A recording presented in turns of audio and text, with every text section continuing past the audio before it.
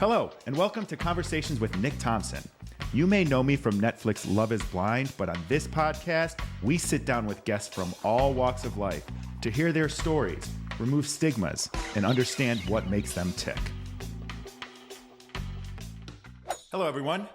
Welcome to this edition of Conversations with Nick Thompson. I am Nick Thompson. Thank you for joining us today. Today we have an incredible guest, and she's going to talk to us about a number of things relating to the brain and how the brain, the mind, and the body all work together. The reason for this guest today, and her name is Dr. Abbey Houde. What I've been thinking about lately is my own well-being, but just well-being in general, and holistic health, and how we can better regulate our nervous system, how we can better ease our minds doing natural remedies that can help us be stronger. When I think about regulating our nervous system, there's so many things that go into that, and there's so many questions that I have about how our mind and body kind of work together to regulate the nervous system. I, for one, have been very passionate believer that the gut is the second brain to our bodies.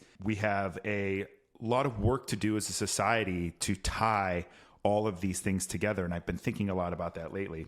I've been a supporter and fan of holistic health for a long time. I believe personally that medicine has a wonderful place and it helps a lot of people in life, but we often just pop a pill as sort of a quick fix to a symptom instead of identifying what's the cause of that symptom and what's the cause of the problem. As I've prioritized working on my nervous system, I do things like take a walk in the morning, get sunlight in through my eyes, which is very good at helping your body clock, regulating your nervous system first thing in the morning, and think about other natural ways that I can just feel better throughout the day. Walking, lots of movement, exercising in most days, eating healthy. But I really think a lot about how these things all tie together. If I'm not feeding my body the nutrients that they need in order to feed my nervous system, feed my brain, then I'm never going to be operating at the optimal level that's best and most healthy for me. So as I've been thinking more and more about this, I've been exploring my Instagram contacts, I should say, or the people I'm following. I'm pretty sure that a lot of you know of Dr. Huberman, who I'm a big fan of. I listened to his podcast. That's kind of how I discovered Dr. Abbey.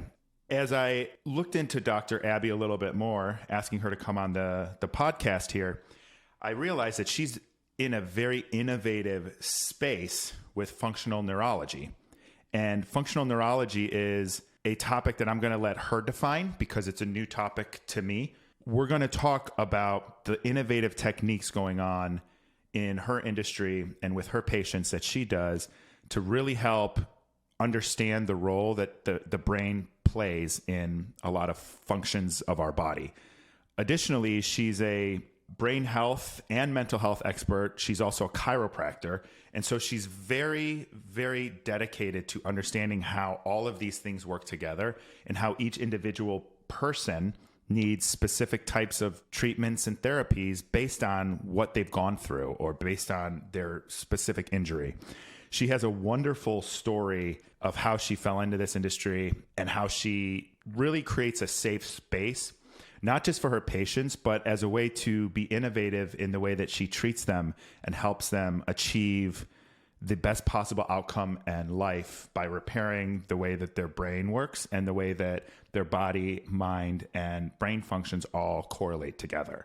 This, to me, is a very important interview for a number of reasons. One, I think it's important that we talk about holistic and alternative forms of medicine because she has plenty of stories that she has shared previously on either podcasts or through her own channels where she has seen traditional Western medicine fail in healing someone. However, she has seen and experienced and executed herself different types of functional therapies that do work where traditional medicine has failed.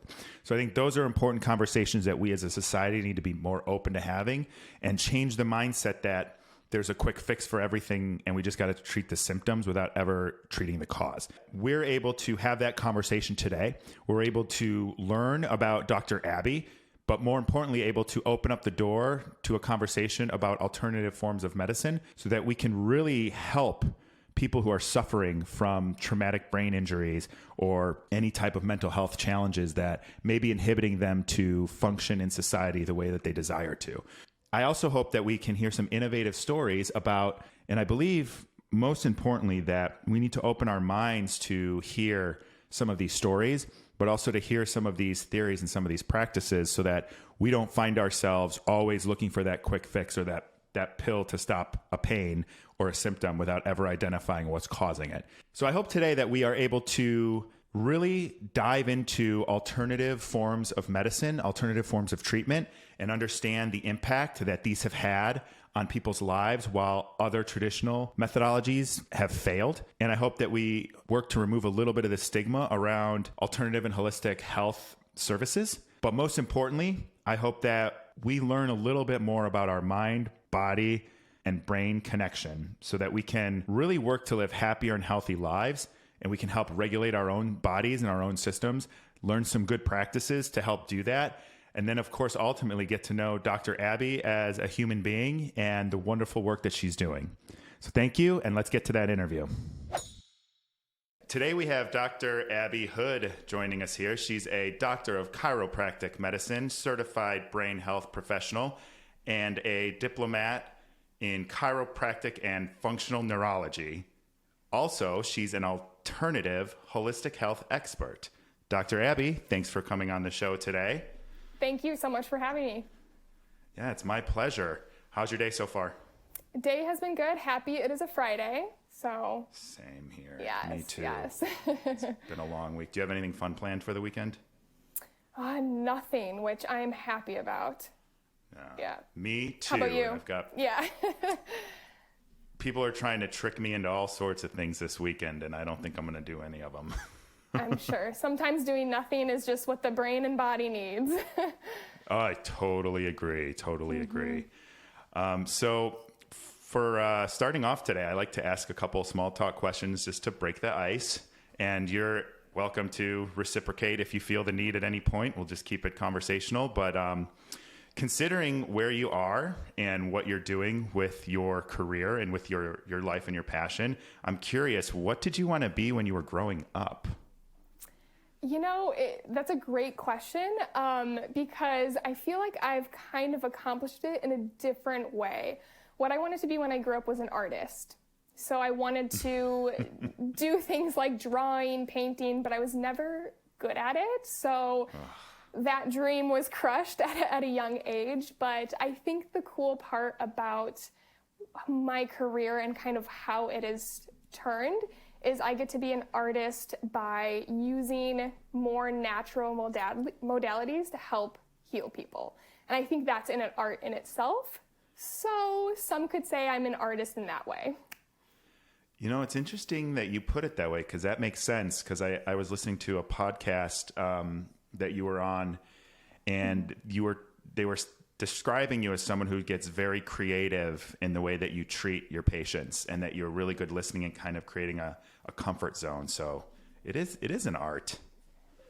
Definitely. And we have to get creative, especially when it comes to people's health and really people who haven't found answers, right? You have to become creative in not only trying to figure out what's wrong with them, but how can you help treat them? So it's pretty cool. And then being able to use, my platform as well and be creative that way is really cool to tie it all together. Yeah, I totally agree. Another fun question for you. What is your favorite like cheat snack or dessert or sweet or something that you eat kind of guilt-free, but maybe you shouldn't? Oh my goodness, that's another good question. I definitely have a sweet tooth. That is my weakness. I'm lucky that there are now like good gluten-free, dairy-free bakeries that I can indulge in, but I would have to say something sweet after dinner is my weakness. Oh, so you're gluten-free and dairy-free? I try to be, yeah. If sometimes here and there, I'll indulge in it, but for the most part, I try to avoid certain things. Yeah. Yeah, I'm actually gluten-free. I wish I was dairy-free. I did it for about a year, and I got back on the cheese, and it was. cheese gets everyone. If you do indulge in like a glutinous or dairy snack, what is it? It would definitely be a cookie skillet. Ooh, nice. Do you have Yeah. a favorite one Yeah. from somewhere? Or do you... Oh, I don't. So if you have any recommendations. I was spoiled rotten by having a grandma who was a professional baker. So Oh my gosh. it's all her recipes are just like to die for. I can imagine they beat all the restaurants, I'm sure. Oh yeah, definitely. Yeah. If you, just another fun question here. If you were to say your favorite let's go. All right, we'll do cookie. Let's say you get to pick any cookie skillet you want. Is it a chocolate chip or what type of cookie is it? Yeah, I know this is probably boring, but it's just a good original chocolate chip cookie. I don't think it's boring at all. They're delicious. They are delicious. Yep. What's your favorite type of hobby or activity that you do outside of work to decompress? Ooh, I love to do yoga. I'm a big fan of hot yoga. I've been an athlete essentially my whole life, so whenever I need a workout, I need to kind of drip sweat. I need that a really good burn, and so I find that hot yoga not only gives me that burn physically, but also it's such a great way to mentally decompress. Yeah, before COVID, I did hot yoga 3 to 4 times a week, and I miss it so much. I actually met a really good friend who ended up being my instructor, and I'm on the podcast too. But I miss that more than anything. Sometimes I'll do it outside. Like today, it's 90 degrees here in Chicago, and I went on my rooftop and did about an hour of yoga. It's not quite the same, but it helps. Yeah. It definitely does help, yeah. And I'm a type of person, too, I need someone to kind of coach me along and have a group class, kind of everybody let's suffer together rather than doing it alone. So I appreciate a good yoga class. Would you ever jump from a plane, like skydiving or bungee jumping or anything like that?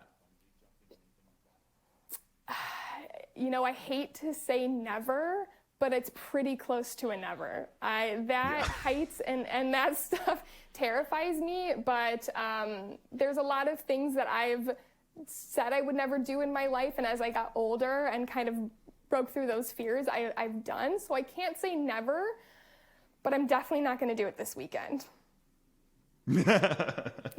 Yeah, I can't do it either. I'm with you. I would imagine there's a scenario where someone pushes me out of a plane, but that's probably the only way that would ever happen. Exactly. So going back to that first question about what you wanted to be when you grew up, and this hopefully transition us a little bit, but you were wanting to be an artist, kind of segued yourself into channeling that passion into helping your patients. When did you realize that, hey, I'm not good at drawing, and you know what, I'm actually really getting into this helping people type of thing? Yeah, it honestly wasn't until, after high school, while I was finishing, my first year of college, I really was at a time and place where I felt a little lost. I was insecure in kind of my abilities. I didn't think I was smart enough to be able to go through, and become something of importance, right? So I was kind of in a weird place, but I knew I wanted to help people. I knew that's kind of where I wanted to direct myself, but was kind of lost into what I wanted to do. And it wasn't until a good family friend actually went through a horrific brain injury that kind of shift my idea of what I wanted to do. And she, her whole life was essentially taken away. She was in a coma. She had a feeding tube put in, a trach put in, all these contractures in her muscles. And the doctors essentially said, she's going to be in a wheelchair her whole life. We'll never be able to talk. build a ramp, this is the rest of her life. And so I was kind of in this state of, what do I do? How can I be of help? And kind of keeping the long story short, my significant other, we weren't dating then, but he actually practices in the same field. And they were able to get in contact. And he, within a couple months, was able to help get her trach out, her feeding tube out, her menstrual cycle came back. She started feeding herself. Gosh. And I was like, what? Hang on. What the heck is this? Right? I thought he was just a chiropractor. Were you in college at this time? I was, yeah. Yep. Okay. Yeah, but kind of no direction. I was in college, but I wasn't really focused in a certain degree. I was thinking of heading towards either going to like PA school, nursing. I thought about doing neuropsychology, so I knew I wanted to be in that field. You were kind of circling the wagons. Circling the wagons, and I was kind of stuck in fear of taking that big step towards anything. And so when she was helped in such a way, I said, I need to know more about this profession. And so I started to observe other doctors in this field who practice this way. And I just witnessed miracle after miracle after miracle until I started to just expect these things. They were no longer miracles. People were regaining their life back. And you just see people who have lost hope, who have been through 20 different doctors to regain a part of their life back. I was like, this is what I need to be a part of. So all my fear, all my insecurities, I was like, you guys can stay in the back burner because this is what I'm going to do. And if it takes me years to do it, I want to be a part of this profession. So I went for it. Good for you. That's really awesome. When you realize that your did you say your significant other was the chiropractor treating your friend? Did I hear that right? Okay. Yes, correct. Was it just like traditional chiropractic, or what type of techniques was he using? Yeah, or were they using? So same thing like me. We're trained as chiropractic physicians, and then we go through extra training, which we call functional neurology, which really, functional neurology is a therapy that uses neurological-based rehabilitation strategies aimed to promote new connections within the brain and to elicit changes. And so this is based off the principles of neuroplasticity, which we now know that the brain is capable of change, right? So the hopes is that through this repetition and through using these principles and these therapies, that we can create permanent changes within the brain. So this friend of yours, there was neurological challenges, but also physical challenges.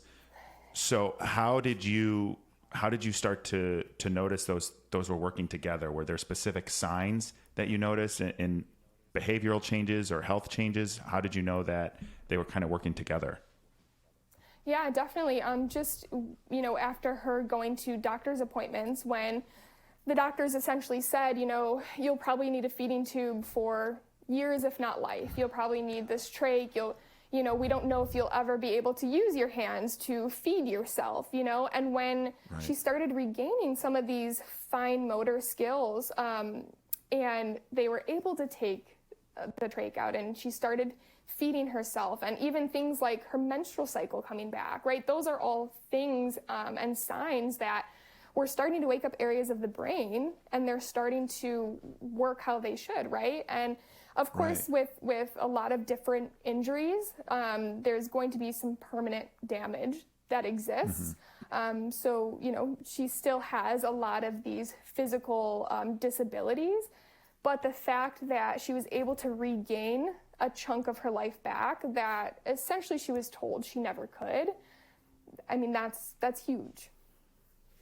That is huge. And what's so fascinating about that is the doctors, traditional, I'm mostly assuming, correct me if I'm wrong, but these traditional doctors were telling her, this is your life. And then to have wherewithal to have someone else come in and say, like, maybe this doesn't have to be your life. Let's try some of these treatments. Why do you think that that isn't more mainstream? Or that there's so much questioning around these sort of natural and holistic ways of just kind of like retraining your brain and retraining your body? Yeah, and that's tough, and it's no fault to anyone, right? I think we're all just trained differently, right? And it's not every medical doctor's fault, right? There's a lot of really awesome ones out, just like my profession, right? You have good apples, you have bad apples. And I think it's just the educational system, right? It's we're just trained differently, and the medical field is just trained differently, you know, and they kind of look at, okay, here's your symptom, this is how you present, what medication can we give, right? Whereas the more holistic and alternative side, we look at, okay, wait, what's causing these symptoms to begin with? What is the root problem? Can we start there and backtrack before we implement medication? Or is there something we can do to help kind of change it before anything more invasive? I completely agree. I feel like we're in a society that is looking for quick fixes, I guess. I'll just say that. You know, I want to pop a pill and I want my headache to go away. I want to pop a pill. I want my anxiety to go away. I want to, you know, have a surgery so this works better. And we're just so quick to like go for that quick fix. And sometimes I feel like in your area, especially when you're working with the brain and the body and kind of reconnecting them together, that it takes time. And you don't get a six pack overnight. You're not instantly healthy when you have a cold. Like, it takes time. Like, your body has to readjust. Definitely. And I think that's the problem with our healthcare system is we have just been trained over time. Oh, you shouldn't feel this way. Here's the quick fix, right? And so when something doesn't work the first or second time, people are, oh, well, that doesn't work. And it's like, well, wait a second. We're very complex human beings. Let's give it some time. And a lot of people don't realize too, I mean, however old you are, right? You have been in the same patterns, eating the same food, doing the same thing for all these years in your life. And if we want to implement change, right, your brain is really good at things that are repeated. So if you've repeated the same thing for the last 30 years, your brain is really good at it, even if it's not the best for you, right? So we need to take time and give ourselves some patience in order to make changes that are lasting. Oh, wow. That's very well said. Do you feel that when you're working with your patients that when they come in, they sort of have that expectation, or do you have to help them set that expectation? Like, hey, you're not going to come in here and then feel better today. We're going to work on this and we're going to kind of have a roadmap. Yeah, definitely. And it's different for every patient, but we are usually the last resort for a lot of patients. They have seen 20 doctors before they come to us, right? And so it is, we can make changes, right? And we base it, we do a lot of repetition in a short amount of time to create that plasticity in patients. And so that expectation of, okay, why am I not 100% after 6 visits? It's like, well, wait a second, you just had a brain injury. We're connecting the pieces, right? But remember you said yesterday or 2 days ago you couldn't sleep and now you're sleeping through the night. Like, we look for the littlest of changes because that means we're making changes within the brain. So we get excited of the littlest things. Someone who wasn't able to go bathroom and they say, hey, I had a bowel movement. I mean, that is like, heck yeah, we did it. We're excited for those little changes. Right. How do you treat just chiropractic and like just, I'm always afraid I'm going to say it wrong, like neurology, or is it always sort of this combined treatment plan? Yeah, so I mostly just do brain rehab. If you want to think of it this way, I do mostly brain rehab, and chiropractic is a tool in my toolbox. So I see a lot of patients who have brain injuries, who are dealing with dizziness or vertigo, neurodegenerative disorders, developmental disorders, mood disorders, dysautonomia, chronic pain. So we see a whole spectrum of different people. And they go through, an intensive initial exam, create a whole treatment plan, and we really work on that repetition to help see if we can make changes. So not everybody that I see gets a chiropractic adjustment, right? It kind of just depends on if their brain is stable enough, is this a good tool to use for their body? So it all depends. How do you assess where one's brain function is at a specific time? Like, is it more, are there tests you do? Is it, like questions? How do you assess where one's at so that you know where to begin?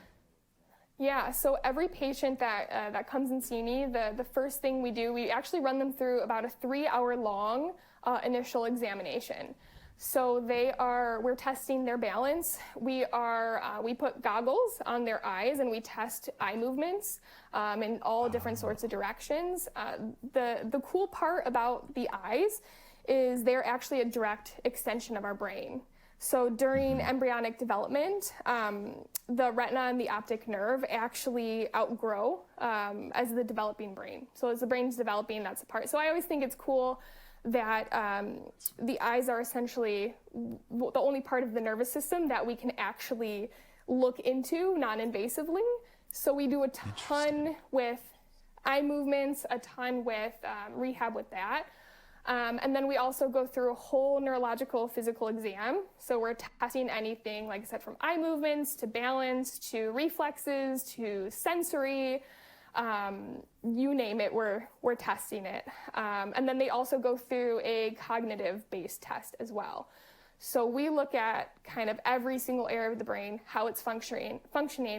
And then we also take measurements because we want to make sure that this is you today, right? Are we making changes through treatment? And then we remeasure everything. So we can see the difference, or we can see if we need to alter treatment or not. So it's a pretty intense kind of exam, but we want to make sure that we are seeing every part of you. Yeah, that makes perfect sense. What, in your view, and I'm sure you have science to back this up, and this is my ignorance, but what does the role of like mental health play in brain injury? Do you see a connection there, or have you explored that? Definitely. There is a huge connection when it comes to brain injury and mental health. And I always say I think brain health is mental health and gut health and physical health, right? It's all connected. So if one area is suffering, it's going to influence the other one. And we do see a lot of these mental health components come with these types of injuries, right? And a big part of it is people lose their identity, right? They're no longer the person they used to be, right?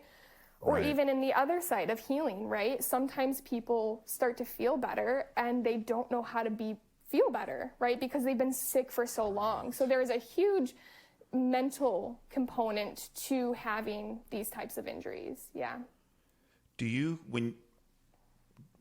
Would like trauma be considered a brain injury in your practice, or is it really more of the physical type?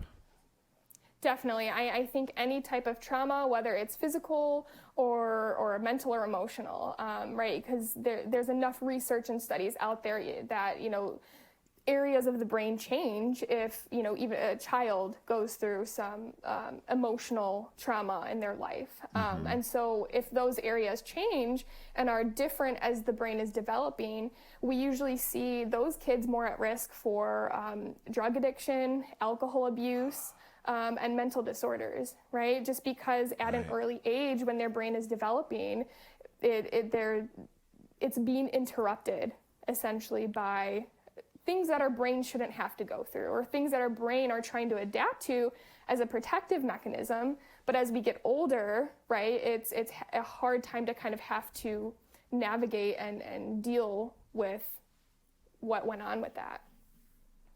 I love the way you say that. It's like a disruptor. So you're like, as a child or a young person, because I read this on the internet, I could be wrong, but your brain is developing until you're like in your late 20s, right? Like it's, I think I read that somewhere. So to have like that disruptor in there, it can really like kind of not just hinder your development, but almost send you in like a different direction, I would think. Like a different trajectory. Definitely. And, sometimes we think things are so separate, oh, I don't know why I'm suffering with so much anxiety or addiction issues, right? And that's why we look at history, like what have you gone through that has allowed your brain to develop in such a way that now this is how you're suffering? And can we help rebuild that? Can we help form new connections to lessen the suffering?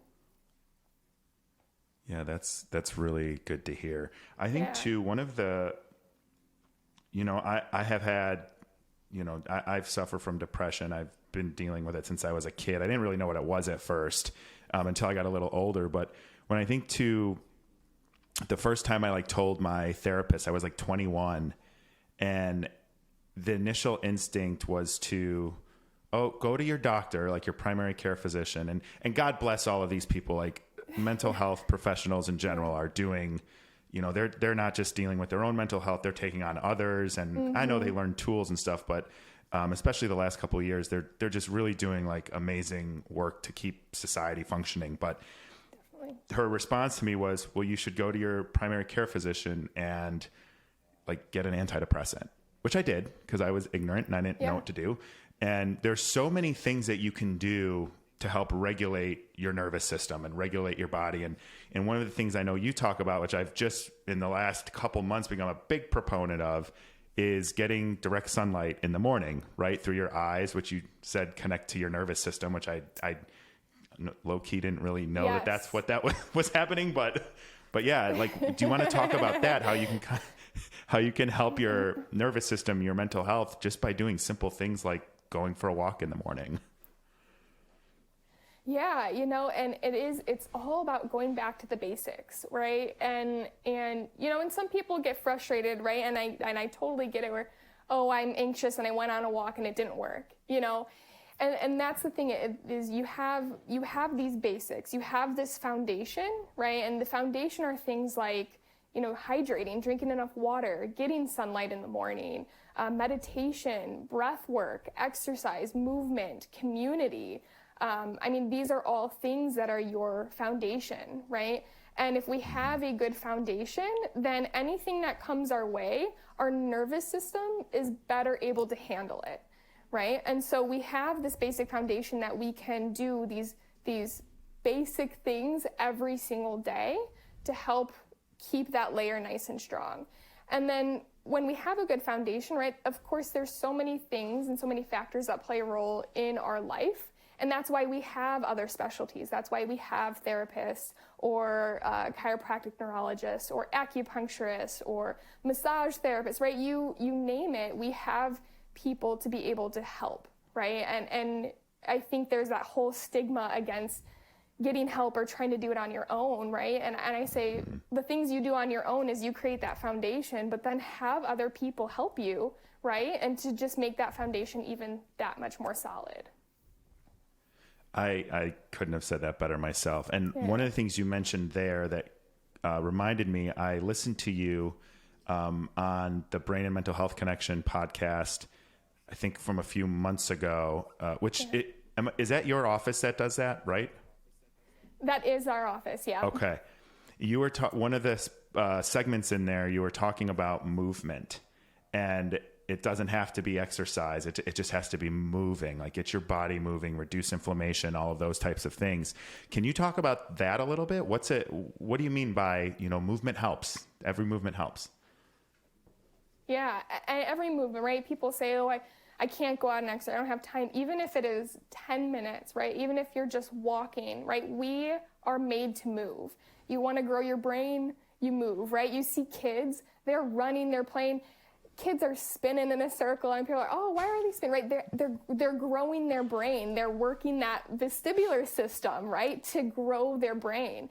And so as adults, I look at it and we need more play, we need more movement, and it doesn't have to be for anything other than your brain, right? If there's enough research that, even a 10-minute walk can shift your mood around. Right. And so those are things that I think we should all utilize more to be able to help our brain and our mental health. I completely agree. The reason I find that so fascinating is I actually tell people that I'm like, just move, like turn your video off on a call. If you're sitting in, Zoom calls all day at work, and take the call, but like just go for a walk. Right. Sometimes I just walk around my living room. Like we have an open floor plan, and I'll just like do laps in the living room on the phone. And it's keeps my mind sharp. And even before like coming on here today, I have to go for a walk every time before I record a podcast, just to get the juices flowing and get my mind right. And it's one of the tools that has really, really, really helped keep me sort of centered. And I love hearing other people talk about it, because I don't think it's talked about enough. I don't think it's talked about enough at all. Yeah, definitely. Like you said, just walking around in your home, right?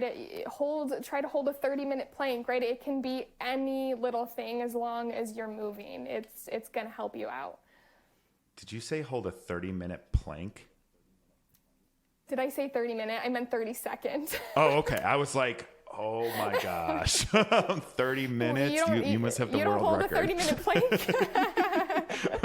I know. Like, do you even lift, bro? I know. Everyone's going to be like, yeah, this girl's crazy. We're not going to listen to her. I actually did this plank challenge in... God, it was summer 2020. I can't believe that this was 2 years ago. And I got myself up to 2 minutes and 15 seconds. And I was just increasing 5 seconds every day. And I started at probably around 30 seconds. Yeah. Yeah. No, that's awesome. Yeah. I probably couldn't do a minute these days, but whatever. It's funny. I do a lot of planks with our younger patients. And so my core strength is built up thanks to them, but it's always fun getting the kids involved and even showing them like, okay, we did 30 seconds last time. How many can you do? And they're like, I think I can do 40, so we can make movement fun and teach people how it's for your health, right? It's for your brain. It doesn't have to be centered around weight or appearance, right? It really is, it really is for your brain. Well, and I think sometimes people do think about like working out as the movement when people say move. Like they think, oh, like you said, I don't have time to go to the gym. But in reality, like if you don't go to the gym, but you go and you get your 10, 15,000 steps in a day, like that counts. It gets your heart rate up. It gets your mind moving and all of these things. And it's an easy thing to do. And it's easy for me to say, and maybe, for you in Naperville, which is like a beautiful city too. Yeah. It's easy to walk and get anywhere you need to go. Right. Right. And right. There's a lot of, suburbs of Chicago where you really do have to drive to a lot of places if you need to get your groceries or anything like that. But just getting outside and when you can and moving around, I think is so important.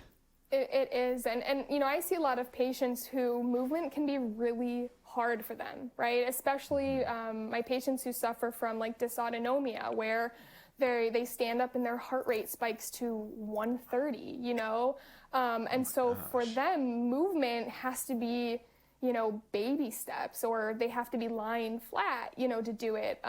But it's something that we always want to work towards, right? That's always a goal of therapy is, can we get you to moving? Can we get you to an exercise that works for your brain and works for your body, right? So it's always something that we try to implement, and not everybody, we take it for granted that we can just walk out our doors and just take a nice brisk walk, but for some people, right, it's almost impossible for them to do it. So it's really being able to figure out what movement works best for you and your condition, right, or finding the help of someone who can guide you to get you to those steps.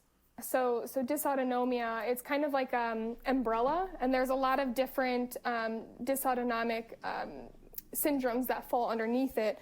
The biggest one that is kind of getting more traction is POTS, which is the postural orthostatic tachycardia syndrome. And usually for people, what happens is when they go from laying to sitting to standing, their heart rate will go from 70 all the way up to like 130. And blood pressure changes as well. And so for them, right, it's really hard. We're pretty much upright all day for it. So it can be really debilitating to have that autonomic nervous system not working appropriately. What causes that, or where does that start? Yeah, so a lot of different things can cause it. We can see a lot of it from brain injury. So brain injury can throw off that autonomic nervous system. We also see it a lot with like Lyme disease. So some patients who have a viral infection of some sort. It's actually become very common after COVID or the COVID vaccine. So we're seeing both these dysautonomic functions with both of those. I would just say it can come from a variety of different areas, but that's kind of the ones that we see the most. Is that like a symptom of long COVID? Because I feel like we're finally acknowledging that that's a thing in society, and people are getting it again from vaccine injury or from, just contracting a very, very bad version of COVID, I guess. Yeah, we see it from both, and definitely that is definitely very common for that long hauler COVID. We see that and a lot of vertigo. Yeah. Oh, like never had it before, or it gets never worse? Never had it before, and all of a sudden they're dizzy, so. Yeah. Oh my goodness.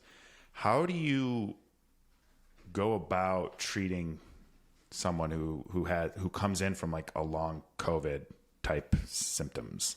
Yeah, so again, it depends from case to case. But a lot of times we'll see if there's any type of supplementation that we can give to help just kind of get any viral load out of the system and kind of help regenerate and repair.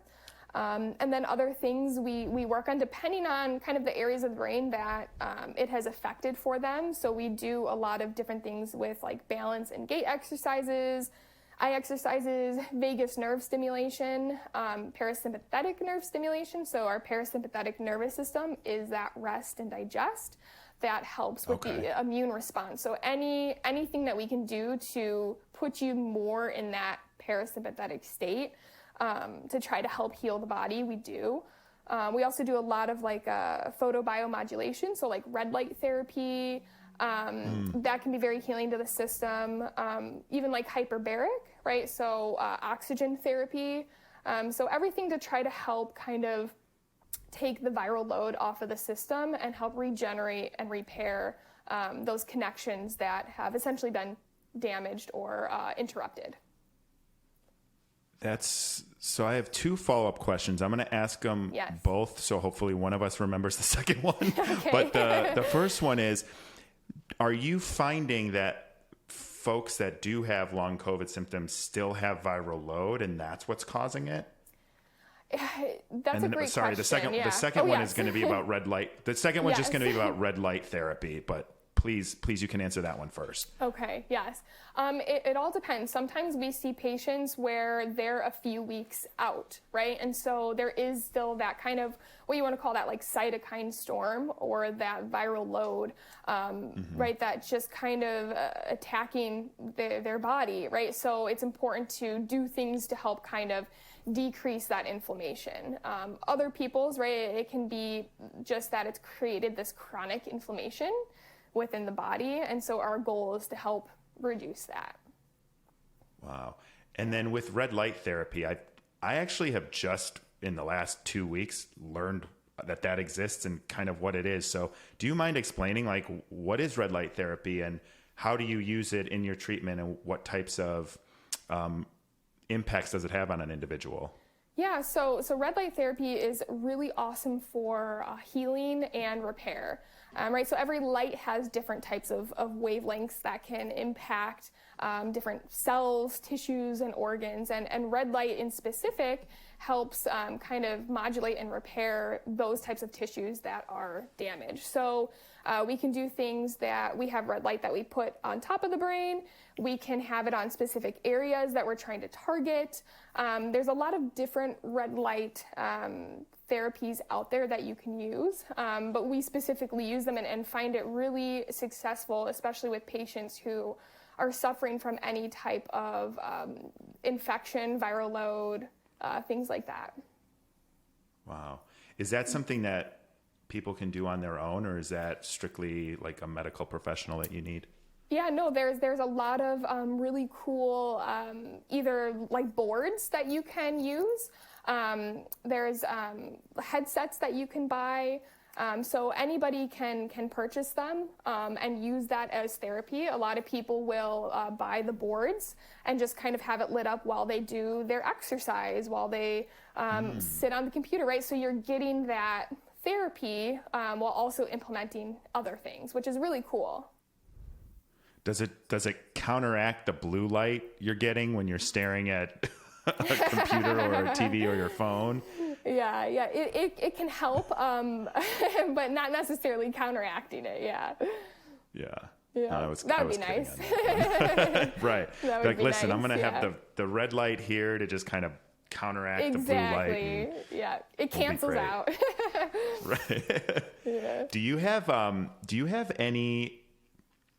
So what I find is, you tell people move, you tell people meditate, get some exercise, eat right. What role, and you mentioned it briefly earlier, what role does the gut and gut health play in there? Because I've come to believe that it is like your second brain. And I am very conscious of what I eat and the impacts it has on my body. But I don't think I think it's becoming more mainstream knowledge. But what do you say to someone who's interested in understanding their gut and the role that plays in their body and their well-being? Yeah, I definitely agree with that. I think your gut-brain connection is huge, and it's a two-way street. So I always say whatever going on in your gut is going on in your brain. Whatever's going on in your brain is going on in your gut, and we need that connection to have and be sending the proper signals, right? So we have a gut microbiome and these biomes that send signals up to the brain that help release these neurotransmitters, right? Dopamine, serotonin, norepinephrine. And if we have gut inflammation or are dealing with gut issues, right, it's going to send improper signals to the brain. And you might feel things like brain fog, anxiety, fatigue and things like that. And there definitely is that two-way connection that I think we need to be more mindful or aware of when it comes to treating these types of disorders too. Very, very cool. Mm-hmm. One last thought here, or question, I should say, and then I'll give you an opportunity to ask me anything that you might want to know. What advice would you give to someone who really wants to get started on self-care, treating their body better, listening to their body? Is there a place that you recommend starting? Because I think it can be overwhelming. I know it's overwhelming for me, and I already practice some of these things. So where would you recommend people start? Or Definitely, yeah, and it is very overwhelming, and it's easy to say like, oh, just go for a walk, just eat better, just do that, right? And it really isn't it isn't as easy as it sounds, right? And it can be very overwhelming, especially if you are starting from zero, especially if you don't have that foundation. And I always say just start with one thing. Start with one thing and try to master it, right? There is no timeline. You're never too old. It's never too late. And we have to be patient with ourselves, right? And so if you say, you know what, I want to start waking up early in the morning. I'm going to do it for a month straight. Just start there, right? There is no pressure.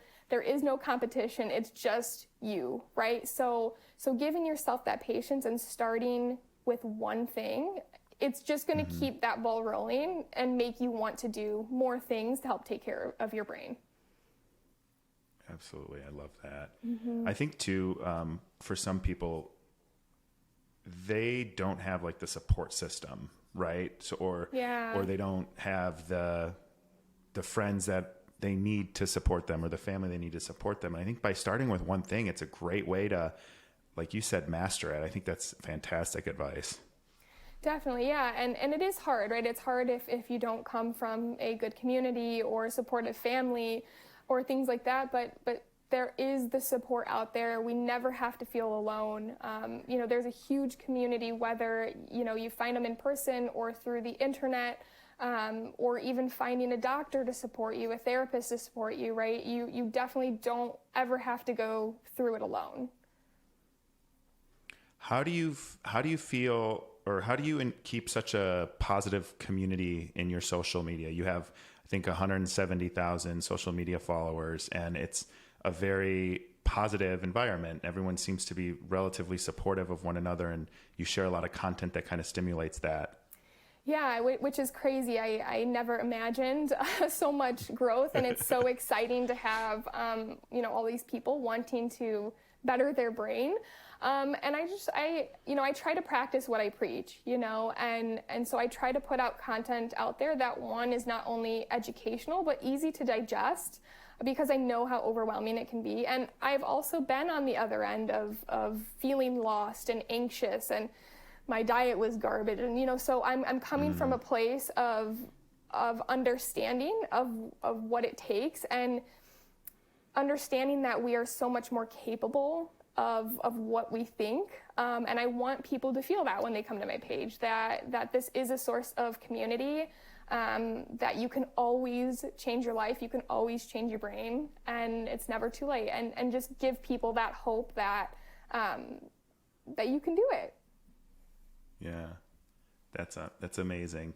And I think the thing that got me was all of the, I don't know, like infographics, maybe I'll call them, where it's just so simple and easy to say. And of course, it's like, sometimes it's just drink water, go on a walk, but there's so many different things in there about kind of like tools you have at your disposal that you may just take for granted, or, just ways to like stimulate your brain and your muscles. And I find it super fascinating. So I encourage everyone to follow you on Instagram, which we'll make sure those are in the links too. Thank you. But yeah, is there anything that you want to ask me? I like to give people an opportunity to ask me any question. It can be literally about anything. I'm an open book. Yes, I actually have some questions. My cool. First one is I was able to watch Love is Blind, which you were on. And I was. And question really quick. When did you watch it? I watched it a couple months ago. Oh, okay. Yes.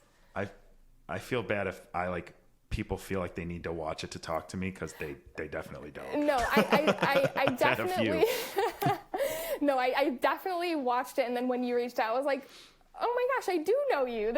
That's crazy. So so that was really, really cool. So again, thank you for reaching out and wanting to do this. And I'm not saying this just because you and I are talking right here, but I will have to say you and Danielle were my favorites. Thank you. Yeah, I admired, I could relate a lot to Danielle. One, she's beautiful both inside and out. So, but I could relate to her with, some of the insecurities that she felt. I felt a lot of that my whole life. And so I related to her on a lot of levels, and just watching how you and her communicate, I mean, the way that you communicated with her, I found very admirable. You don't see a lot of that on reality TV, I feel like. So my question to you is, how did you learn to be so patient and be able to communicate so well in a relationship? Well, first I'll say I'm not always patient. Everybody, there's things I'm very impatient about, but one of and even still, there's times where I'm impatient, of course, with Danielle, and she's impatient with me, and our communication is really good sometimes and then needs a lot of work other times. So, you kind of get on, and I think they gave us an hour and 14 minutes total across 10 episodes of TV to show the world our relationship. Yeah. But one of the things that is so unique about that experience was when you're talking to someone and you can't see them. And, we did that for 10 days before we got to see each other, before we got engaged and got to see each other. And I learned so much about her, and she learned so much about me, that I felt like there was this knowledge that brought us and gave us like a foundation to have tough conversations in real life, and B, like a better understanding of how some of these interactions were going to go.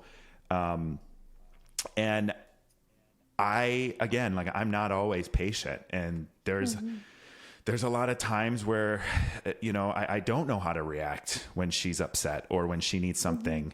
And, we do have conflict, and everyone does in a relationship, but in those specific times, I wanted to listen to her, and I wanted to understand what was going on in her mind, because I knew she had anxiety, and that is hyper elevated in a situation like this. And I want the world to know, but like you to know, and everyone to know, that we took this very seriously. We were not there. Neither of us were there for clout.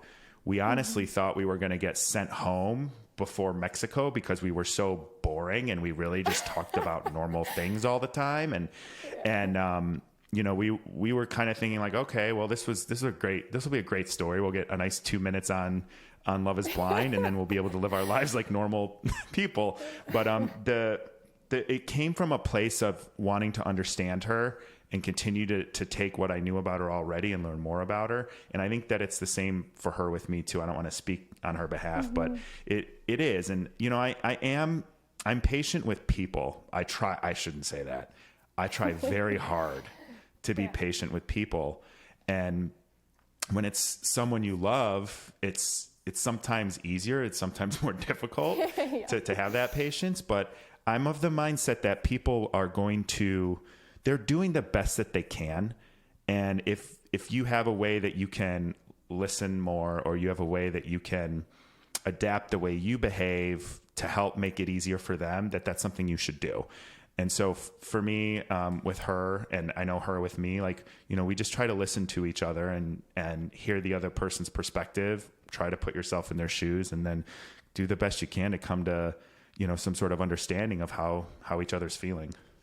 I don't know if that's a good answer. It's a great answer. And I think everybody should take that for every relationship that they have, or every person that they meet, right? We're all so different. We have all different beliefs and backgrounds and trauma. And if we can just meet people where they are, regardless of our own judgment, I think the world would be a better place, So I admire that you guys had that type of relationship, especially on a reality TV. I really thought that was really awesome to watch.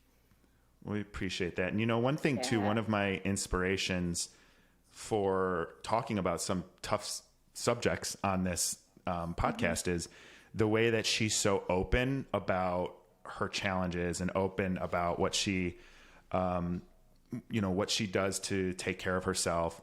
And it's a very opposite way than how I grew up. I did not talk about my feelings. I didn't tell anyone I ever really suffered from depression until a few years ago. Like, nope, my family doesn't know. Well, they know now, but they didn't know. Yeah. None of my friends knew.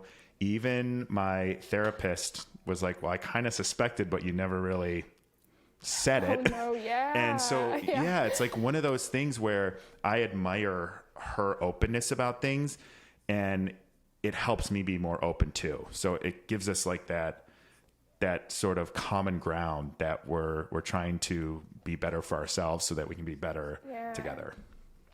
Yeah. That's amazing. And that's a great point that you bring up with trying to be open. And I think the world is shifting for us to be able to be more open. And I think that's just where we find a lot of healing. If we can share with someone, if we can seek the help, if we can have people understand us, that's really all we want, is someone to understand, right? And I think can spill over to all of us and be a good tip for any of us trying to be in a relationship or trying to express our own needs. I think that's really important. I completely agree with you. Completely agree. Another question I have is, if today was your last day and you had to pick your last meal on earth, what would it be? Oh my gosh. And it can be anything. Favorite. No, it could be gluten filled. It can be anything. Oh yeah, I guess that's I honestly feel like I love pizza and I love burgers, so I would probably do some sort of like cheeseburger pizza deep dish. Yeah. That's what I would do. Oh. With pie for dessert, cherry pie. That's perfect. And fries on the side. Yeah. Yes.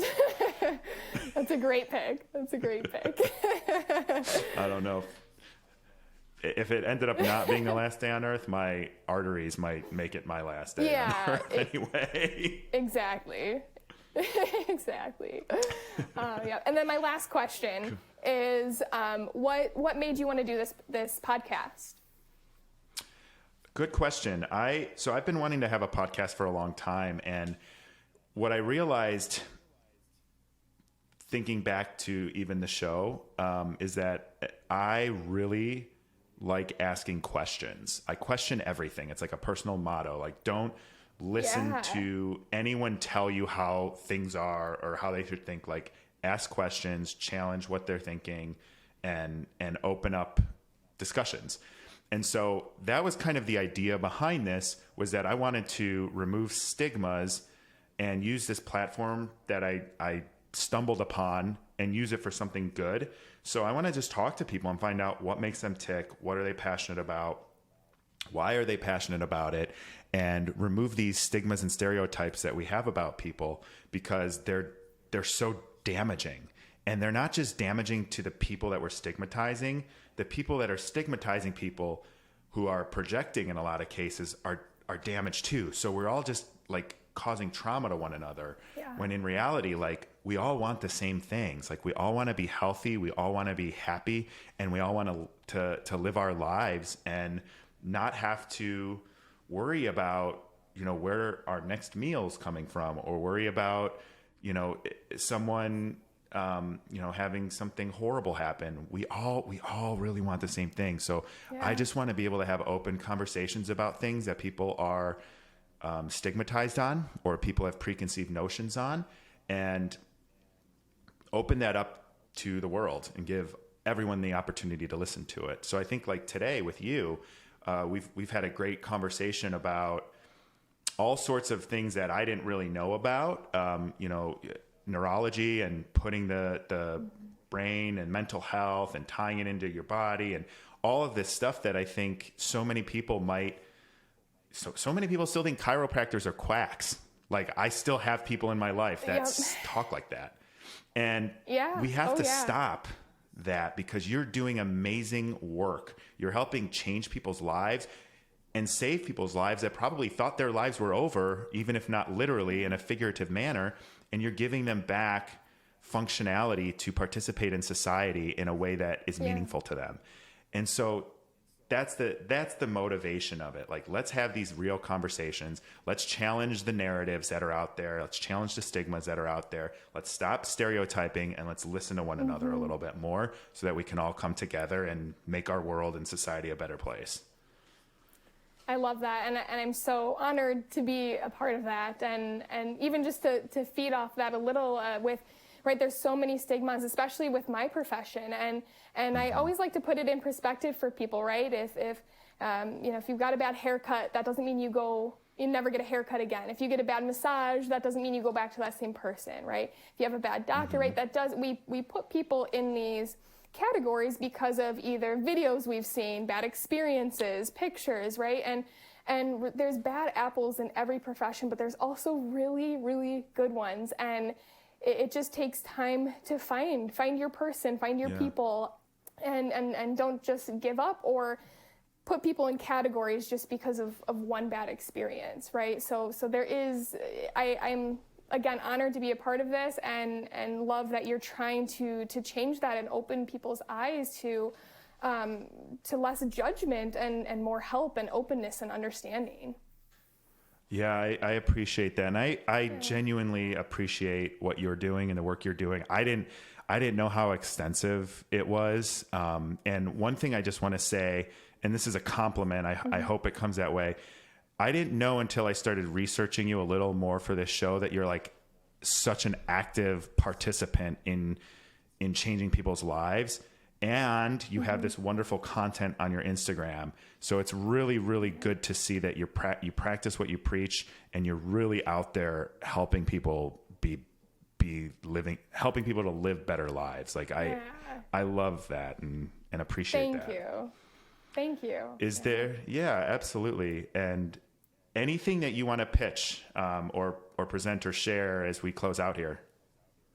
Yeah, I guess give a little pitch of my Instagram if you're looking for more things, brain health, easy, digestible ways to understand your brain and body more, and just make things easier for you, or just to have a community. There's some really amazing people on my Instagram. I feel like I have an amazing community of people who are supporting each other, who comment with each other and helping people out, or just even saying, hey, I suffer from the same thing. So if you want to be a part of my community that, again, is just mind-blowing to be growing, then you can go ahead and follow me at the Brain Health Doctor on Instagram, and I would love for you all to be a part of my community.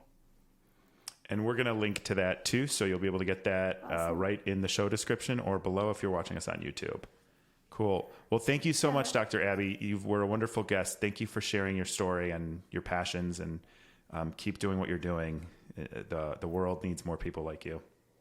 Thank you so much, and same to you. I'm really excited for what's to come, and I can't wait to watch more episodes of what you create. Thank you very much. Thank you.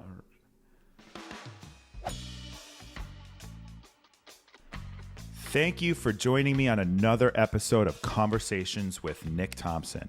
If you enjoyed the show, be sure to follow us and leave a review on Apple Podcasts, Spotify, and YouTube. Links can be found in the description below, and we can't wait to see you next time.